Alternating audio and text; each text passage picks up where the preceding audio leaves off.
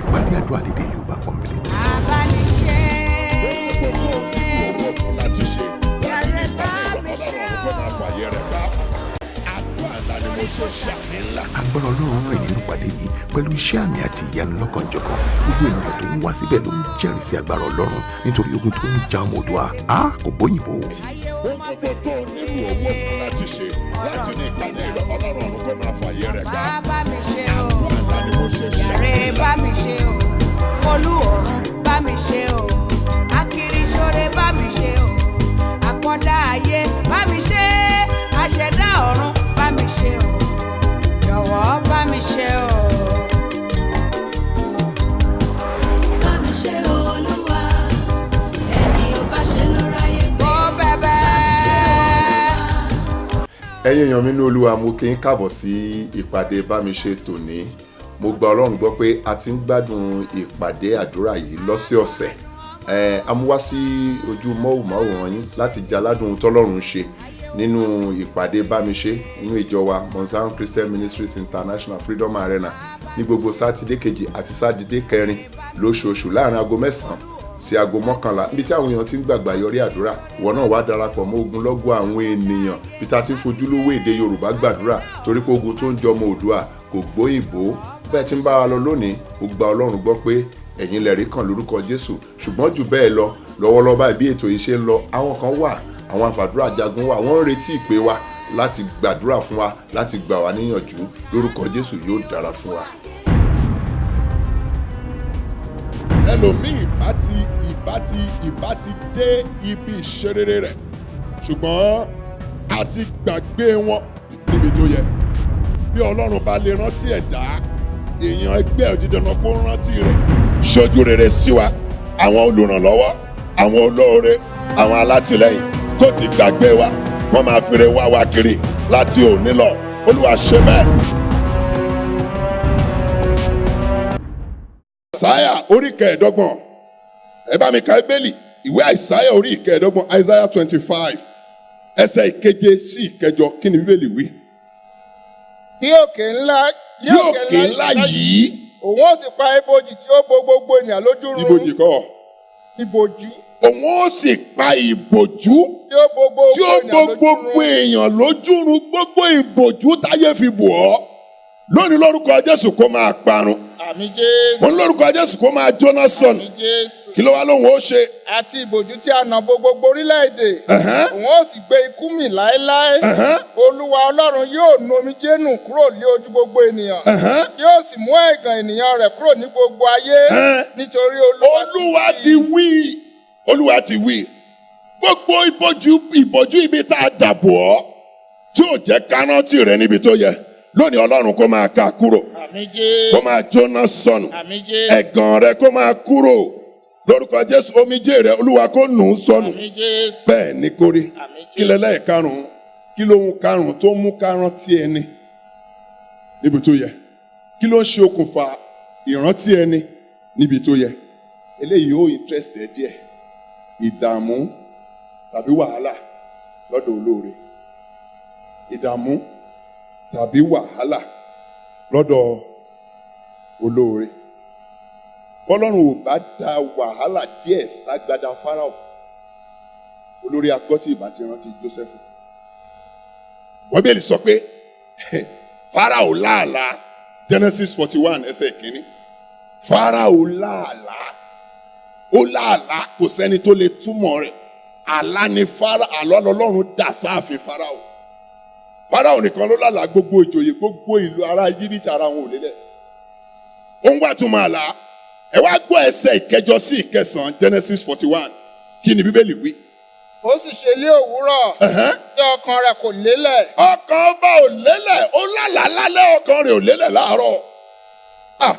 Títí olóore rẹ̀ ó fi rántí rẹ̀. Lónìí lórúkọ Jésù ọkàn wọn kó má máa lélẹ̀. Ẹni tọ́lọ́run fi ìṣerere rẹ̀ sí lọ́wọ́, ẹni tọ́lọ́run fi ìrànlọ́wọ́ rẹ̀ sí lọ́wọ́, títí tí ó fi rántí rẹ̀, mo ní mo gba ìfọ̀kànbalẹ̀ wọn. Ọkàn wọn kó má ṣe lélẹ̀. Ṣàmì dáadáa. Àmín Jésù. Ọkàn rẹ̀ ò lélẹ̀, kí ló wá ṣẹlẹ̀? Ó sì ránṣẹ́, ó sì pe gbogbo àwọn amòye Íjíbítì àti àti gbogbo àwọn ọ̀mọ̀ràn ibẹ̀ wá. Fáráò sì rọ́ àlá rẹ̀ fún wọn. Wọn kò sẹ́nìkan tó lè túmọ̀ wọn fún kò sẹ́ni tó lè túmọ̀ rẹ̀. Kí ló wá ṣẹlẹ̀ lẹ́sẹ̀ kẹsàn-án? Nígbà náà ni olórí agbọ́tí wí fún Fáráò pé olórí agbọ́tí wá wú Fáráò pé Èmi mo rántí rántí ẹ̀ṣẹ̀ mi lónìí. Ọmọkùnrin Hébérù kan wà tá a pàdé lẹ́wọ̀n. Ó ní ẹ̀bùn àlá. Bí àlá ò bá ṣẹlẹ̀ tí Fáráò, a lè rántí Jósẹ́fù. Bálá ò bá ṣẹlẹ̀ tí Fáráò, a lè rántí Jósẹ́fù. Gbọ́ mi, oorun lọ́lọ́run gbà lójú ọba Aṣiwérúsì. Oorun nínú ìwé Ẹ́sítérì orí kẹfà ẹsẹ̀ 1 sí 3. Oorun ni kò lè sùn. Ṣé kí n sọ tẹ́lẹ̀? Gbogbo olóore rẹ̀, gbogbo ẹni tí ìyanu rẹ̀ wà lọ́wọ́ rẹ̀, tó yẹ kó ṣe ọ́ lóore, tó yẹ kó àpúrúfù lẹ́tà rẹ̀, tó yẹ ká ràn ọ́ lọ́wọ́, tó ń kọtí ikún láti alẹ́ yìí lọ, Ọlọ́run kó gba ọ̀run lójú wọn. Olúwa kó gba ìfọ̀kànbalẹ̀ wọn. Olúwa kó gba ìsinmi wọn. Ṣàmì dáadáa. Àmín Jésù. Kò lè sùn. Àfìgbà tá a ṣíwèé ìrántí kan Mọ́dékáì. Àwa béèrè ẹgbẹ́wèé ìrántí wa. Ọba Aṣiwérúsì wa ń sọ pé èlé o. Ọmọdékùnrin yìí máa ṣe wá lóore lóòótọ́. Ẹ mọ̀ báwọn ọlọ́lá ṣe máa ń sọ̀rọ̀. Ó tọ́ ni o. That boy saved my life. You know, and what have we done? Your Royal Highness. Ṣe nǹkan kan fún mi. Why? That's wrong. You know? Ó dà ta ló wà lágbàlá ọba o? Amani ni. Amani náà sọ ìjìká. Ìwọ Amani, kí ni ká ṣe fún ẹni tí ọba fẹ́ràn? Amani wá wo wájú. Ó wẹ̀yìn. Èmi lọ́ba ṣẹ̀ṣẹ̀ promote. Ta lọ́ba fẹ́ràn? Bí òṣèlú, ó wá bẹ̀rẹ̀ sí ní ṣe recommendation. Gbọ́ mi, ọ̀tá rẹ̀ ó recommend ire fún ọ. Ọ̀tá rẹ̀ ó recommend ire fún ọ. Ṣàmì dáadáa. Àmín Jésù. Ohun tá a ṣe ni kẹ̀kẹ́ ọba, ọkọ̀ ọba, ẹṣin tó bá ṣẹ̀ṣẹ̀ rà, that new solid car. Ẹ jẹ́ ká gbé fún kó gùn. Aṣọ tó dáa àti gbogbo ẹ̀. Ó ní ẹ máa kọ sílẹ̀, ẹ máa kọ sílẹ̀, ẹ máa kọ sílẹ̀. Ok, ṣó ti tán? Ìwọ Amani, ó ló ti tán ọ̀gá. All right, ó yá. Gbogbo ohun tó sọ yìí ní kankan ẹ mú un ṣe fún mọ́dé. Mọ́ àbí ha? Kì í ṣe ha, mọ́ ni Mọ́dékáì. Mọ́dékáì. Nítorí pé àkókò ti tó, ọba fẹ́ sùn. Bí ò bá sì ṣe é kò lè sùn. Nítorí pé olóore rẹ̀ náà fẹ́ sùn. Mo ò bá dẹ̀ rántí rẹ̀ kó ràn lọ́wọ́ wọn ò lè sùn. Látòní lọ, wọ́n rántí rẹ̀ sí rere. Ṣàmì dáadáa. Ṣàmì bí ẹni tó gbàgbọ́.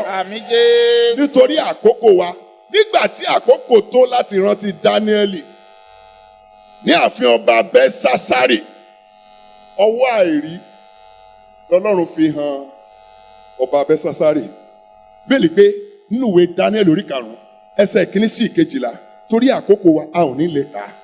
Wọ́n ń ṣe patí, ọba pé patí, inú ọba dùn, oròkó ti mutí. Ọlọ́run wá kan ọwọ́ kan, Andrade kan wà lára ògiri, òun nìkan lórí, ọkàn rẹ̀ ò lélẹ̀. Àwọn bá ń ṣe Your Royal Highness, wọ́n ń tòsí, wọ́n ń ṣe, ṣùgbọ́n ọkàn rẹ̀ ò balẹ̀. Ó wá pe gbogbo àwọn amòye yìí. Ẹ wá, ọwọ́ tí ọwọ́ àìrí, ẹnìkan gbọ́dọ̀ túmọ̀ rẹ̀. Kò sẹ́ni tó lè túmọ̀ rẹ̀. Ayaba kan ló wá wọ ààfin. Ní àkókò tó yẹ, ẹnìkan ó dìde tí ó sọ̀rọ̀ rẹ̀ nípa rẹ̀. Ṣàmì dáadáa. Gbọ́mi, tálẹ́ǹtì kan ń bẹ tọ́lọ́run dámọ̀. Anointing kan ń bẹ tó ń wà lára rẹ̀. Ẹ̀bùn kan wà tọ́lọ́run fi fún ọ.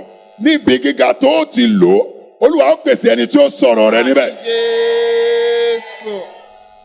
Ayaba ló wá ń sọ fún ọba pé arákùnrin kan wà nínú ìjọba bàbá rẹ̀. Dáníẹ́lì lórúkọ rẹ̀, ẹni tí ẹ̀mí Ọlọ́run ń bẹ lára rẹ̀ ẹ ránṣẹ́ sí.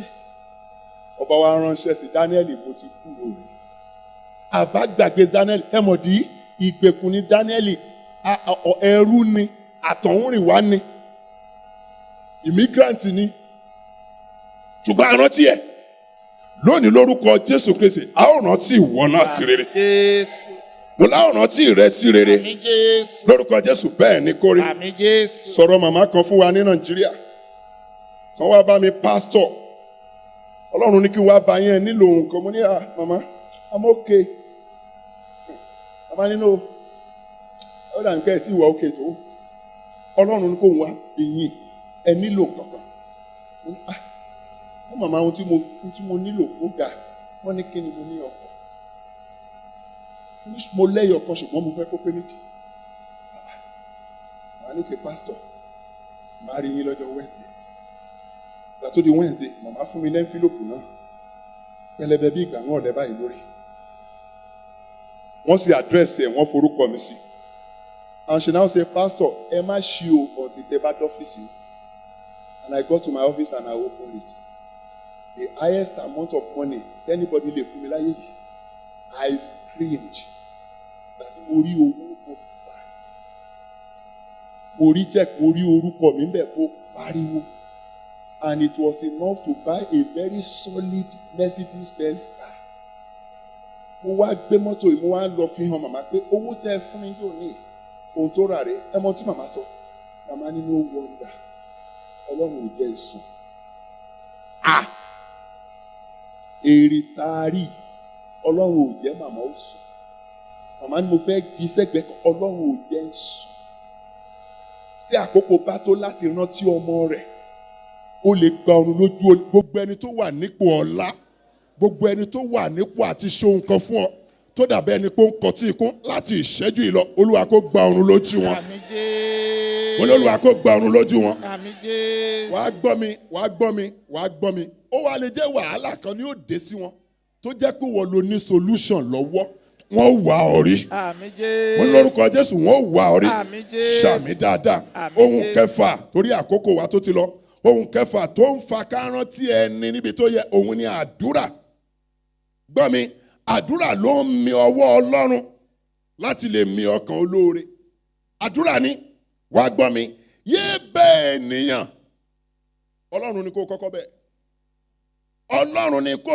kọ́kọ́ bẹ̀ ìwé òwe orí 21 ẹsẹ̀ ìkíní Proverbs 21 verse 1 Bíbélì wípé ọkàn ọba ń bẹ ní ọwọ́ Ọlọ́run òun á sì darí rẹ̀ síbi tó wù ú bí ìṣàn mi gbọ́ mi kò sí machine tọ́lọ́run dá tí ò lè operate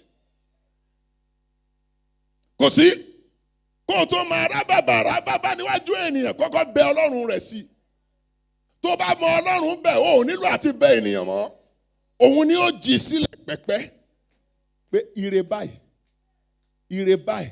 ṣé o fẹ́ jẹgba ṣé o fẹ́ kó lórí ipò tó wà yìí bó o bá fẹ́ tó o sì fẹ́ jẹ̀gbádùn sí ihun tí ọmọ yìí ń béèrè ó yá pa ṣe é fún torí pé with or without you it will be done tọlọ́run nù ò bá kúkú ṣe é kó jẹ́ nípasẹ̀ rẹ̀ ju pé kó wá ṣe é lẹ́yìn rẹ̀ lọ hallelujah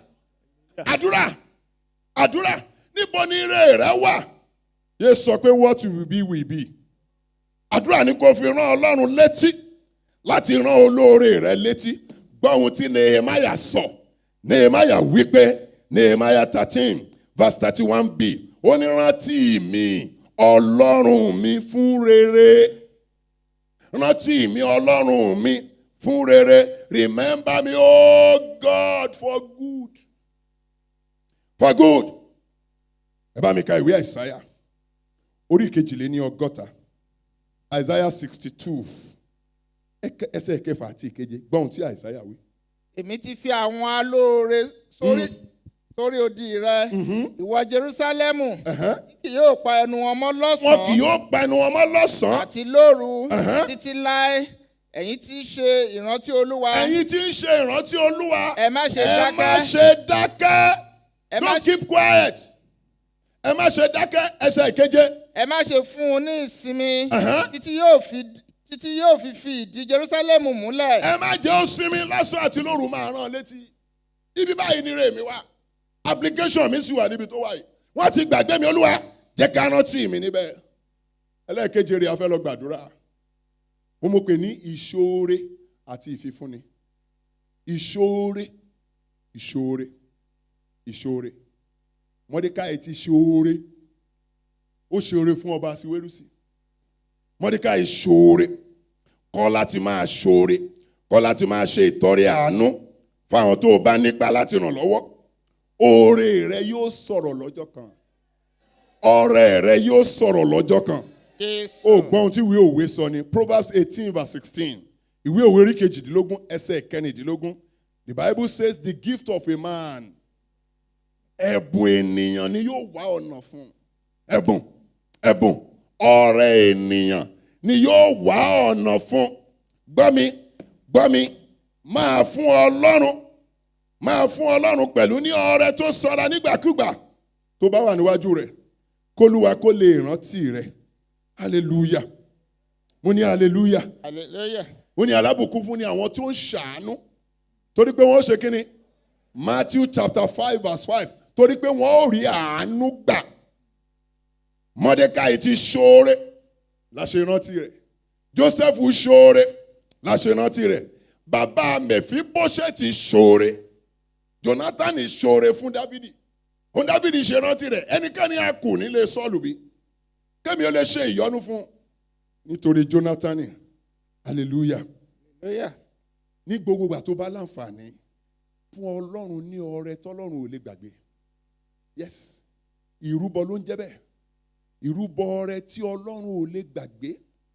Ìrúbọ ọrẹ tó ń wá síwájú Ọlọ́run fún ìrántí. Ìwé orin Dáfídì orí 20. Ẹ jẹ́ ká ka ẹsẹ̀ 1 sí 9. Ìwé orin Dáfídì orí 20 ẹsẹ̀ 1 sí 9. Psalm 20:1-4. Kí Olúwa kó gbóhùn rẹ lé ọjọ́ ìpọ́njú. Orúkọ Ọlọ́run Jákọ́bù kí ó dáàbò bò ọ́. Kí ó rán ìrànlọ́wọ́ sí ọ láti ibi mímọ́ wá. Kí ó sì tì ọ́ lẹ́yìn láti Síónì wá.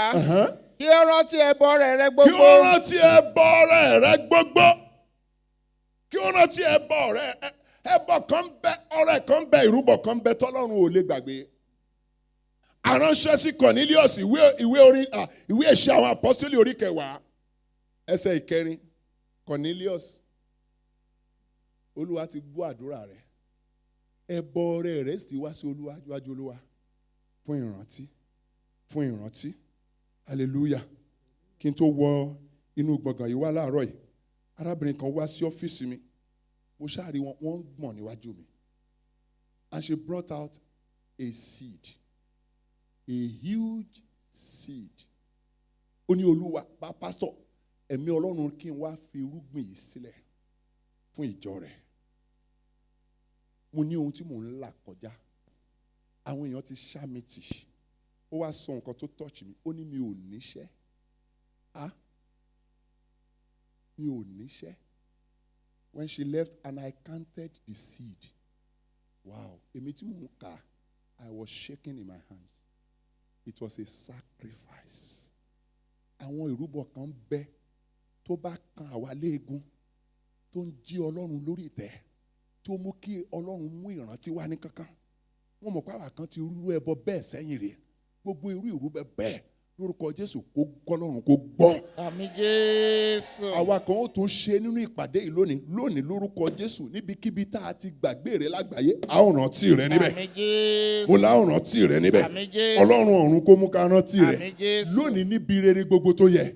Ó yá ìrántí rẹ kó máa wáyé níbẹ̀. Àmín Jésù. Wá kíyèsí lẹ́yìn ìpàdé yìí ó gba lẹ́tà ayọ̀. Àmín Jésù. Ó gba phone call ayọ̀. Àmín Jésù. Ó gba email ayọ̀. Àmín Jésù. Ó gbúrò ayọ̀. Àmín Jésù. Eléyìí tá à ń sọ pé ẹ̀mí Ọlọ́run ṣáà mú mi sọ látọjọ́ Sunday, give me my good news. Níbi tó rè pé kò sí ìrètí mọ́, ó gbúrò ayọ̀ níbẹ̀. Àmín Jésù. Dìde lórí ẹsẹ̀ rẹ, a fẹ́ gbàdúrà. Dìde lórí ẹsẹ̀ rẹ, a fẹ́ gbàdúrà. Hallelujah. bá mi ṣe ìpàdé àdúrà lédè Yorùbá pọ́nbélé tó máa ń wáyé ní sátidé kejì àti ẹ̀kẹrin nínú oṣù láago 9 sí 10 láàárọ̀ kùtùkùtù. Agbára Ọlọ́run rìn nínú ìpàdé yìí pẹ̀lú iṣẹ́ àmì àti ìyanu lọ́kànjọ̀kan. Gbogbo ènìyàn tó ń wá síbẹ̀ ló ń jẹ́rìí sí agbára Ọlọ́run nítorí ogun tó ń ja ọmọ Oòduà kò bóyìnbó. Ẹ tara ṣàṣà kẹ́ ẹ wá sí ìpàdé àdúrà tó lágbára yìí. Orin ìyìn àti ògo ẹ̀mí tó rinlẹ̀, àdúrà tí ó borí ogun kógun tó bá dojúkọ àti ìjìnlẹ̀ ìṣítí ọ̀rọ̀ láti orí ìtẹ́ ẹ̀mí mímọ́ ní èdè Yorùbá. Wá kí a jọ darapọ̀ pẹ̀lú ogunlọ́gọ̀ àwọn èèyàn tí ó wá sí gbàgede àdúrà yìí káàkiri àgbáyé láti gbóhùn àdúrà àti ìyìn sókè sí Olúwa wa. Gbogbo òkè ìṣòro rẹ yóò di pẹ̀tẹ́lẹ̀. Ó dá mi lójú agbára Ọlọ́run yóò bùyọ nínú ayé rẹ. Ẹni àmì òróró Pásítọ̀ Débọ̀ Adégòkè ni yóò máa darí ètò. Fọwọ́n tuntun gbogbo ipá àti agbára, gbogbo agbára mídíánì. àdúrà bá mi ṣe ní Mount Zion Christian Ministries International, Freedom Arena, number 2, North Road off White Hart Road, Plumstead, London, SE 181DG. Fún ẹ̀kúnrẹ́rẹ́ àlàyé, ẹ lọ sí wẹ́bsáìtì wa www.freedomarena.org.uk tàbí kí ẹ kọ̀wé sí wa ní info@freedomarena.org.uk. Lẹ́ẹ̀kan sí, Sátidé kejì àti ẹ̀kẹrin nínú oṣù ni àdúrà bá mi ṣe yóò máa wáyé láago 9 sí 11 láàárọ̀. Ìgbà náà láwọn máa pariwo sólúwa wa tí wọ́n yóò sì máa gbọ́ àdúrà wa. Bá mi ṣe wá kí o sì rí ìyè. Jésù lolúwa. Àkókò wa ti lọ. Àwọn àdúrà wọ̀nyí a lè ráyè gbà wọ́n tẹ́ wa lọ́rùn. Bàbá lè gba iṣẹ́ ìránṣẹ́ yìí ká tilẹ̀kùn mọ́ra wa mọ́rí. Ká ráyè gbàdúrà yìí, play rẹ̀, pọ́ọ̀sì ẹ̀ kó gbà kó tẹ́ Ọlọ́run tún wọn pọ́ọ̀sì. Isaiah 25 orí ìkeje ẹsẹ̀ ìkeje ó nílé òkè ńlá yìí òun ó sì pa ìbòjú ibi, ìbòjú tí ó bo gbogbo èèyàn lójú run àti ìbòjú náà tí a fi bo gbogbo orílẹ̀-èdè ó lóun ó parun. Gbàdúrà gbogbo ìbòjú ibi tọ́ta fi bò mí, tọ́ta fi bo fáìlì mi, tá a fi bo application mi tí mo fi dẹni ìgbàgbé, Olúwa fà wọ́n ya lónìí, dáná sun wọ́n. Ọlọ́run alágbára, gbogbo ìbòjú ibi, every evil covering tọ́ta fi bò mí, tọ́ta fi bo application mi, tọ́ta fi bo fáìlì ayọ̀ mi níbi tó yẹ kó wà, tó yẹ ká ti treat ẹ̀, tá a wá fi dẹni ìgbàgbé, Olúwa fà ìbòjú ibi bẹ́ẹ̀ ya lónìí, dáná sun. Jẹ́ ó ká lára gbàdúrà. Gbogbo ìbòjú ibi tọ́ta fi bò mí, tó fi bo aya mi, àwọn ọmọ mi, fáìlì wa, application wa.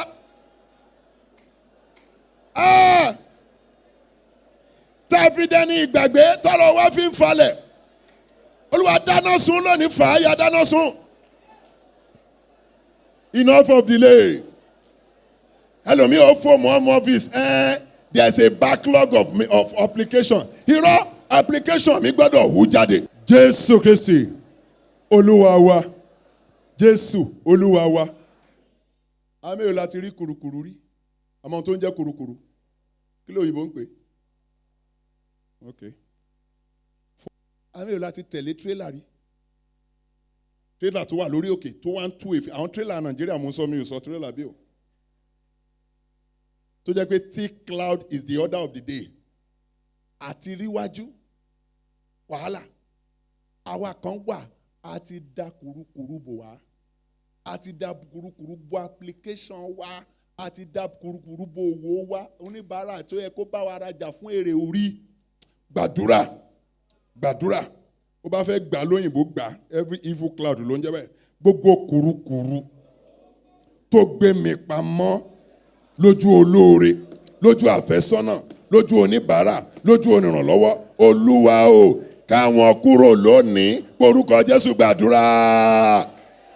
Ọlọ́run alágbára, gbogbo kùrukùru tó gbé mi pamọ́ lójú olóore, tó gbé aya mi, àwọn ọmọ mi, tó gbé wa pamọ́, tó gbé iṣẹ́ ìránṣẹ́ wa pamọ́,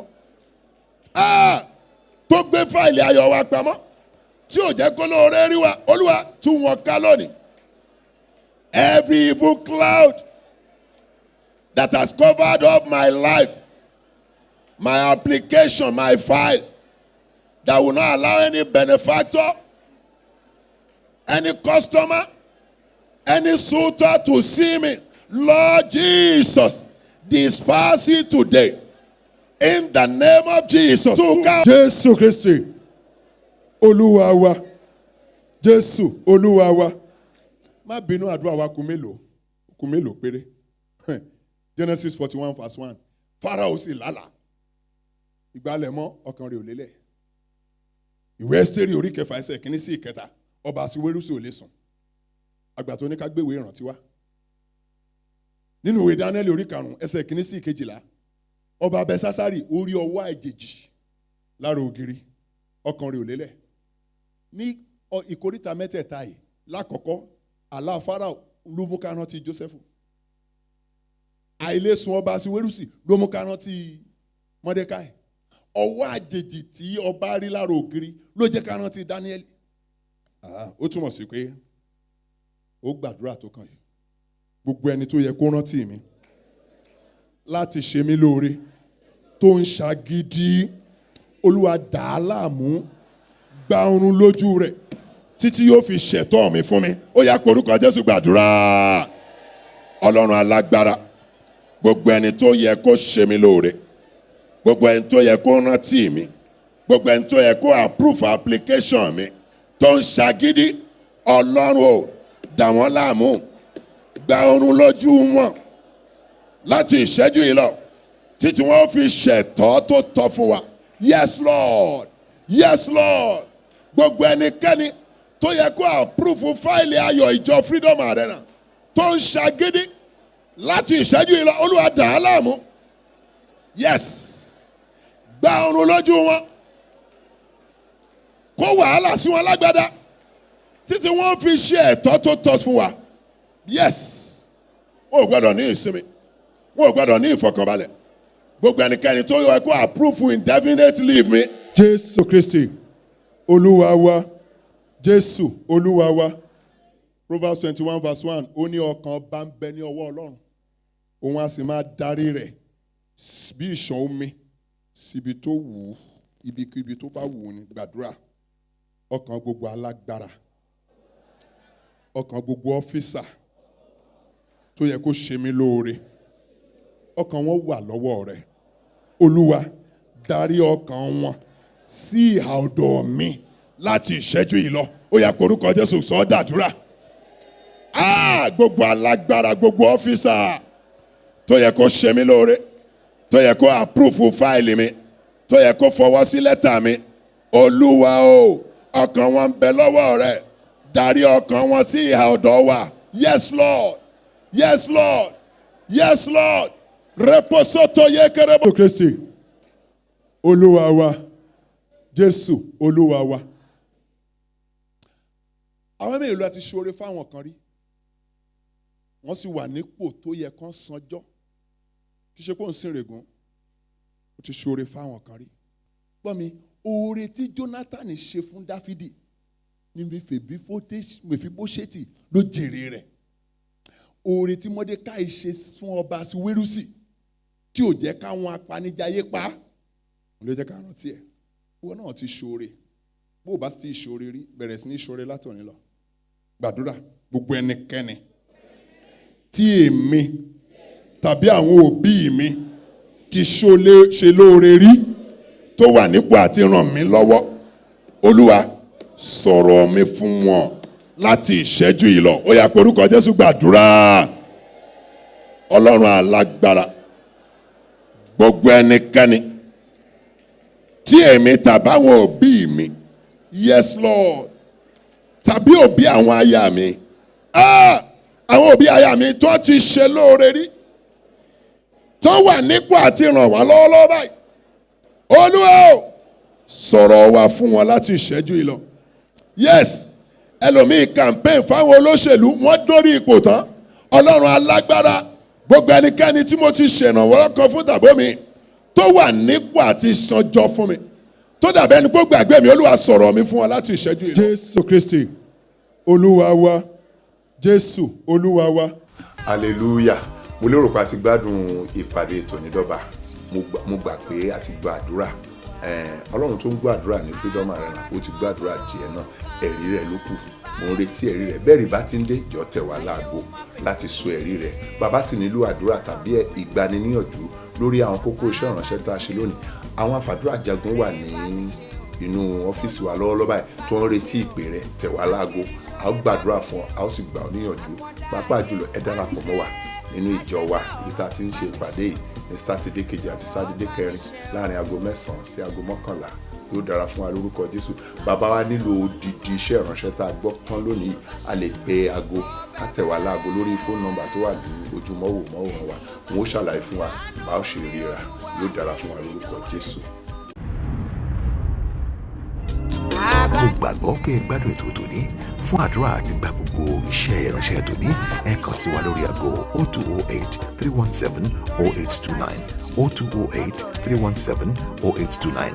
Ẹ sì lè darapọ̀ pẹ̀lú wa nínú ìpàdé ìbámiṣe àkànṣe àdúrà tí a máa ń ṣe ní Sátidé kejì àti ẹ̀kẹrin nínú oṣù ní ilé ìjọsìn wa ní Mount Zion Christian Ministries International, Freedom Arena. Ẹ pàdé wa lọ́sẹ̀ tó ń bọ̀ ní orí ètò ìbámiṣe. Ẹ pàdé wa, a ó máa retí yín. Jésù lolúwa.